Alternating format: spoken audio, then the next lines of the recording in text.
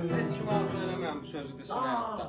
Xatirələr silməz izlərdir, hər kəsin öz taleyini dərdin. Bir zaman yanımda olan heç danışmasaydı yalan, indi həyatın belə olmazdı.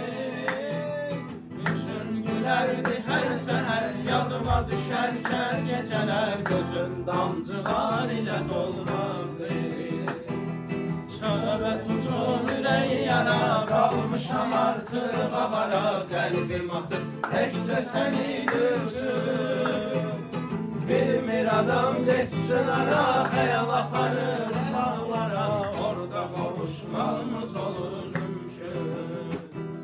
Söhbət uzun ürək yara, qalmışam artıq avara, qəlbim atıb təkcə sənin üçün.